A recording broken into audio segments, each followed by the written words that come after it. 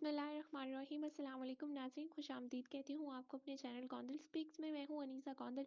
जनाब, आज मैं आपको एक ऐसा वाक़या बताने जा रही हूँ जिस वाक़ये के बारे में हम में से बहुत से कम यंगस्टर्स हैं जो जानते हैं, जिन्होंने बहुत कम ऐसा होगा जिन्होंने इसके बारे में सर्च किया होगा, इसके बारे में पढ़ा होगा, डिटेल्स पढ़ी होंगी केस के हवाले से। तो जनाब, ये किस्सा है एक बहादुर माँ का, सिंध की बहादुर माँ का, पाकिस्तान की बहादुर माँ का, माई जिंदू का किस्सा है ये। और ये वो माँ है जो ना तो वो ताकतवर दीवारों के सामने झुकी, ना इसने हार मानी, लेकिन जिस जंग के लिए वो खड़ी हुई, वो जंग उसने जीत कर दिखाई। जनाब, ये वाक़या 5 जून 1992 को टंडो बहावल सिंध के गांव में पेश आया। और इस वक्त के हाजिर सर्विस मेजर अरशद जमील ने टंडो बहावल सिंध के गांव में छापा मारा, और छापा मारकर वहां से 9 नौजवानों को गिरफ्तार करके वो अपने साथ ले गया था।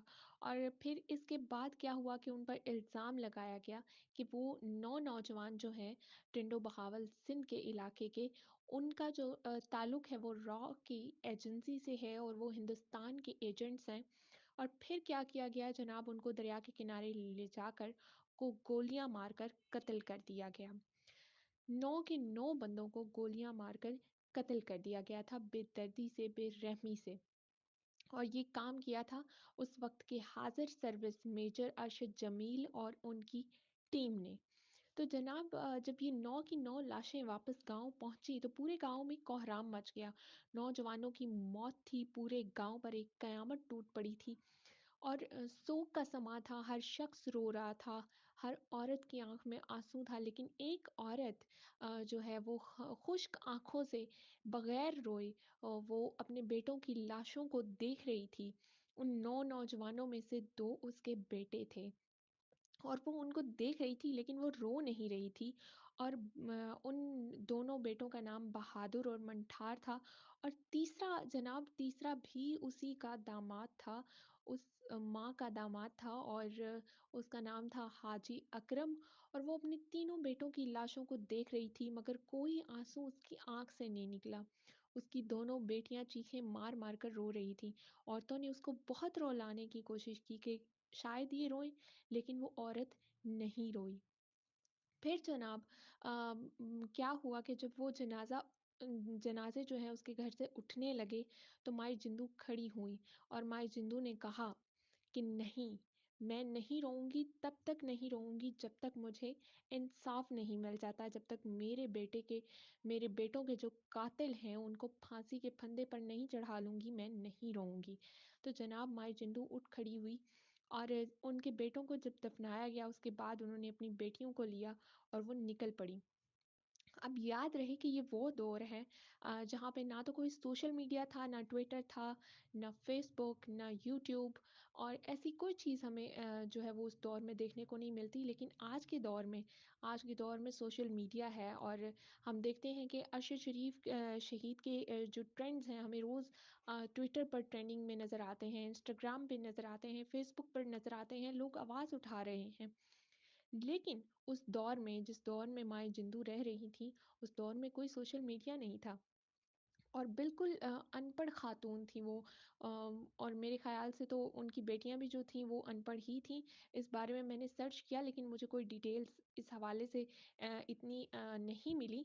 लेकिन जनाब, उस दौर में माई जिंदू निकली और इंसाफ के लिए निकली। उसके बाद जनाब क्या होता है, माई जिंदू ने कसम खाई कि वो इंसाफ लेकर रहेंगी, दर दर की ठोकरें खाई और कराची पहुंची और मुख्तलिफ शहरों में प्रेस क्लब्स के सामने जो है अपना एहतजाज उन्होंने रिकॉर्ड करवाया और आवाज़ हक उठाई।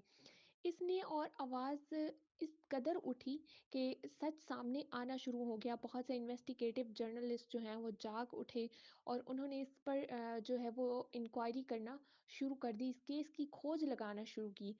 और जनाब, जब इंक्वायरी हुई तो पता चला कि मेजर अरशद जमील जो है उसका दरअसल इन लोगों के साथ ज़मीन पर झगड़ा था, और इन तमाम लोगों से जिनको इसने बेदर्दी से गिरफ्तार किया और फिर कत्ल कर दिया, उनसे इसका ज़मीन पर झगड़ा था।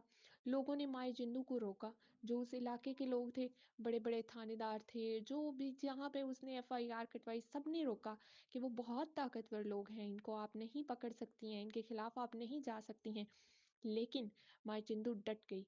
उसने कहा कि मैं इंसाफ लेकर रहूंगी, और वो बिल्कुल नहीं रुकी। फिर क्या होता है जनाब, जब पता चला कि ये ज़मीन का तनाज़ा है, तो फिर जनरल आसिफ नवाज जंजुआ शहीद की मुलाकात हुई उस वक्त के प्राइम मिनिस्टर से, और उन्होंने कोर्ट मार्शल के ऑर्डर्स जारी कर दिए। जुलाई 1992 को जनरल आसिफ नवाज जंजुआ शहीद ने कोर्ट मार्शल के ऑर्डर्स दिए, और इसके नतीजे में 29 अक्टूबर को फील्ड जनरल कोर्ट मार्शल ने मेजर अशरफ जमील को सजाए मौत, और जो 13 फौजी उनके साथ गए थे, उन एहलकारों को जिन्होंने जो है वो कत्ल किया था, उनको उम्र कैद की सज़ा सुनाई गई। मेजर अरशद जमील ने जो है चीफ ऑफ आर्मी स्टाफ को अपील की 14 सितंबर 1993 को। वो अपील जो है वो मुस्तरद कर दी गई। उसके बाद सदर फारूक लगारी को अपील की गई, जो कि 1995 में मुस्तरद हो गई, लेकिन सज़ा पर अमल दरामद जो है वो रोक दिया गया। इसके बाद जब सज़ा रोक दी गई, तो मेजर अरशद जमील के भाई ने अपील पर जो उनकी अपील थी उस पर सुप्रीम कोर्ट के जज सैयदुज़्ज़मान सिद्दीकी ने हुक्म इम्तनाअ जारी कर दिया, और सज़ा रोक दी गई। सज़ाए मौत पर अमल दरामद ना होने दिया गया।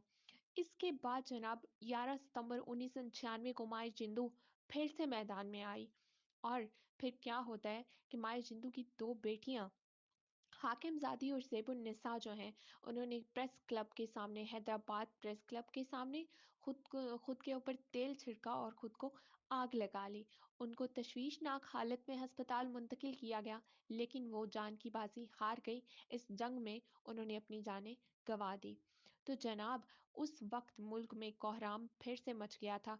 पूरा पाकिस्तान दहल कर रह गया। बिल आखिर जब मुल्क में शोर मचा, तो 28 अक्टूबर 1996 को माए जिंदू ने तमाम ताकत की दीवारों को गिरा दिया। 28 अक्टूबर 1996 को हैदराबाद सेंट्रल जेल में माए जिंदू को जब फांसी घाट के सामने लाया गया, तो सामने तख्तेदार पर इसके गांव के 9 बेटों का कातिल, जिसमें से 2 माए जिंदू के बेटे थे, मेजर अरशद जमील खड़ा था।